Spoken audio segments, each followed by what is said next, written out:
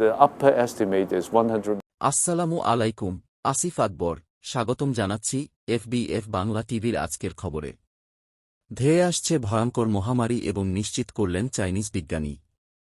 Corona মহামারীর বিপদ পেরিয়ে আবার বিশ্ববাসী আরেক মহামারীর কারণে ঘরবন্দি থাকবে, যে ভাইরাস করোনা মহামারীর চেয়েও বেশি ক্ষতিগ্রস্ত করতে পারবে মানুষকে, এমনটাই জানিয়ে বিশ্ববাসীকে সতর্ক করেছেন হংকং এর এক বিজ্ঞানী। বিজ্ঞানের এই জীববিজ্ঞানী অনেক মহামারী নিয়ে মোকাবেলা করেছেন এবং তার ঔষধ আবিষ্কার করেছেন। তিনি আরও বলেছেন বিশ্ববাসীকে এটা মেনে নিতে হবে যে আরেকটা মহামারী আসতেছে। আরও বলেছেন ধারণা চেয়েও আরও দ্রুত এই মহামারী আসতে পারে।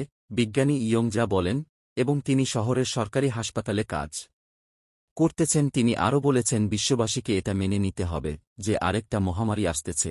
আরও বলেছেন ধারণা চেয়েও আরও দ্রুত এই মহামারী আসতে পারে। বিজ্ঞানী ইয়ং বলেন, এবং তিনি শহরের সরকারি হাসপাতালে কাজ করতেছেন। I grow up here, I work here, I'm going to die here. I must say that I was very fortunate